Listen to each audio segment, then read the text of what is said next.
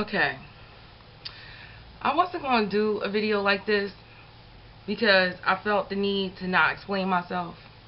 But on the wake of the Trayvon Martin Zimmerman, on the wake of the Hunger Games, on the wake of Basketball Wives, if y'all know Keisha from Basketball Wives, all that has really pissed me off to the point I had to make this statement that I don't like the racial shit on either side of the spectrum. I don't want like white racism, and I don't like black racism. I don't like minority racism. I don't like racism, period. I was brought up in a household where racism wasn't a factor. It wasn't a part of my life. It wasn't something that we talked about because I had such a diverse family that it was impossible. Like, if this side started talking about this side, there would be war within the family. So I'm coming to show you this is who I am. My mother is white. My father is black. This is who I am. Even though society sees me as this, I will never, ever, ever, as long as I'm breathing on this planet, associate myself just with this. And I will never, ever, as long as I'm breathing on this planet, will associate myself just with this. I will not go into an office and pass as a white girl. Like, there are so many stereotypes about being biracial. No, I'm not confused. Not at all. I know exactly who I am. This is who I am. No, all biracial people don't have good hair. No, we don't have hazel eyes.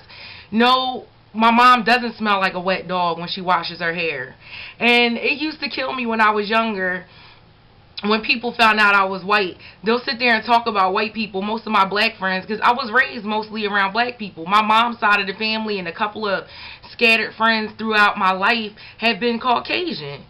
And my mom is Italian and Pennsylvania Dutch. My dad is fully black. So, like, I know where I come from. I know my history on both sides. It used to kill me when my friends used to talk about white people and how they breath smelled like bologna or how their hair smelled like wet dogs and all that stuff. But then they'll turn around to me and, not your mom. My mom is not the exception. If you're talking about white people, you're talking about her. Just because I'm your friend, don't sit there and fraud and bite your tongue. If that's how you really feel about white people, then that's how you feel about my mother. And that's what I told him. You don't have to apologize for how you feel. Don't apologize. Just don't be a fraud with me either. If that's how you feel, let me tell you, from living with a white woman, my mom's hair smells lovely after she washes it. It smells like white rain, Suave shampoo. That's what it smells like. And I've never been close enough to her to smell if her breath smelled like bologna or other stereotype bullshit I didn't heard. Or that I'm fully black. That's the biggest stereotype that pisses me off. That because my dad is black, then I'm automatically black. No, boo. Because guaranteed, if my mom had stronger genes, I would have Mariah Carey hair, Mariah Carey features, and I could pass as either or. Not in this society. I pass as a black girl with freckles. But I know who I am. And I'm letting everybody else know who I am. This is who I am. I am a mixed girl. I am half white, half black. End of story. Just like Keisha on Basketball Wives. She brought Royce and Susie to her hometown, which is like the hillbillies of North Carolina. I was born in Charleston, South Carolina. That's where my dad's family is from. But I moved to Philadelphia when I was like 3. I don't really remember the South. I just know I was born there. And for Keisha to sit there and say that she identifies herself as a black woman, that's impossible. And then you go into her hometown and there's all these white folks with ATVs and tractors and a farm. Like, you can't sit there and say that you're one culture or you're one race when you are mixed. Halle Berry is mixed. Shamar Moore is mixed. Mariah Carey is mixed. Obama is mixed. You know what I'm saying? But society has got them so programmed, I guess, to be one race. Like, I will always be other. Now they're starting to have on applications and things like that where it's multiracial, mixed race, biracial. Back in the day, it wasn't like that. I was other. And I will always check other. Because I'm not one race. And I don't describe myself as one race. I just never will. Yes, I'm a product of my environment, and my environment is Philadelphia. So I'm hood official. But I'm also proper, and I used to always get, oh, you talk white. If I talk white, it's because I'm educated. If that's what you associate proper talking with is white people, then that's what it is. But I can get hood just like the rest of them. And to tell you the truth, my mom is not that proper her damn self. And just like, yeah, the Mary J. Blige commercials, that being racism, it's just so much racism in this world. It amazes me that it wasn't the horrible singing that got everybody. It's because she's singing about fried chicken. Really? My mom loves fried chicken. My mom loves broiled. My mom loves rotisserie. My mom loves chicken. And she's a white woman, an Italian woman.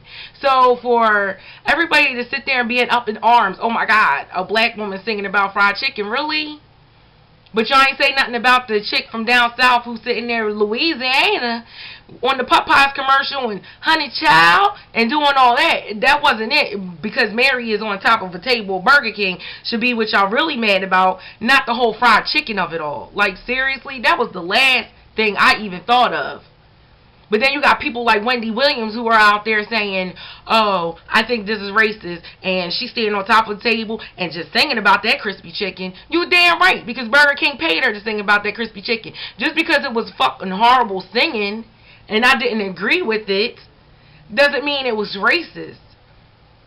And just like black women being mad at black men for dating white women, that is the biggest. First of all, my mom doesn't do half this stuff. I've seen it with my own eyes that white women are more submissive than black females when it comes to black males. I've seen it with my own eyes. But my mom wasn't ever like that. She wasn't submissive, or she would still be married to that dude. She would still be catering to him. She never catered to him. She wasn't even a cook in the family. My dad was. Yeah, she kept the house clean. Yeah, she did the wash. That was her mother, though. That was her motherly duty. Like, that was her mother side of things. Not because she was a white woman did she wash this man's drawers. Like, seriously? I really need y'all to get the misconception out of your mind that white women are weak. I know my mother isn't. Then she'll be the exception to the rule. I can't speak for all white women. I'm just talking about the white woman that raised me. Because at 14 years old, my dad, who turned to crack, who ultimately tried to show up at my mom's job and kill her, you know what I'm saying? That's not who I'm going to associate my life with. Yeah, that man helped create me, but I'm not ever going to say I'm a black woman because of this man. And this woman raised me. This woman raised me. And she did it by herself from the age of 14 up with me. And she still to this day is helping mold and raise me. So for anyone to sit there and say I'm one race because my dad is black, or for anyone to sit there and say my mom smells like a wet dog, or that she doesn't eat fried chicken and watermelon and grape Kool-Aid, that's a misconception. That's a stereotype. That's a myth. Trust me, I've been in a household. I've lived with my mother, of course. I've been on the other side of the track where I have family from the country, and you go there and it's cows, and we're the city cousins. Like, it is a different world, but we're all here to live in it. So you want to get along, or you want to fight everybody? My mom is very passionate about raising us to know both sides of our races. My mom was very passionate. She was so upset that Obama was considered the first black president, when in all actuality his mom is white also. But that's what society sees him as, just because he's a man of color. And this is where I really had to make this video, because this is who I am. I am half and half. That's never going to change. Not if I turn on my hood, I turn on my hood. And I can switch that up and talk proper in Wall Street and politics real quick. Or act like I have an education, or talk like I have an education. I mean, and black people who do that are what? They're Uncle Toms, or they're being something they're not. There are black educated people out there, including your president, that talks proper. You're not going to ever hear him say, what it be like, what's good, and all that. That's just not him. That's not the way he was raised. But for everyone to sit there and have this stereotype of what you're supposed to be is bullshit. This is who I am. I am half and half. This is always who I will be. This is who I will be and you know what? It was going to be hard for me to have kids with a black man, and then what do I consider them? My kids can identify with both sides of their heritage, but I consider my kids majority black. That's only because they're not half and half. They're a quarter and a third. And for real, they're a quarter and three quarters. Like, and for real, most of society is mixed. If you look in your family tree, most of society is mixed. I just happen to have a white mother and a black father. This is who I am. Take it or leave it. But do not pass the stereotypes. And just like I'm reading the Hunger Games books, and as the people are described in these books, or as the characters, except for one character that I haven't got to in the book yet. I refuse to watch the movie until I finish this book. I'm on chapter 6 of the book right now, and I will be doing a review on it. But this brought to light, like, how people are making this big blockbuster movie about race. How did it get to that when in the book, one of the girls are dark-skinned with dark eyes? What does that mean to you? That she's a white girl with a really orange tan? No, she's a black girl. Get over it. Like, when is society going to wake up and know that there are mixed people in this world, that there are different races, that my mom did you a favor by taking my dad off the market? Because he wound up not to be shit. So, she looked out for real. But she got gum put in her hair. She got cussed out. She got racism towards her from black women because she's with this black man. For real, I wish one of y'all would have took him. It would have been a lot easier in my life. Y'all could have had his ass. I mean, seriously, are we still talking about that in 2012? And it really brought to light because I was just on some of these channels and they were talking about, like, why are black women mad at black men for being with white women. And most of the comments were on there is because white women are submissive and all that.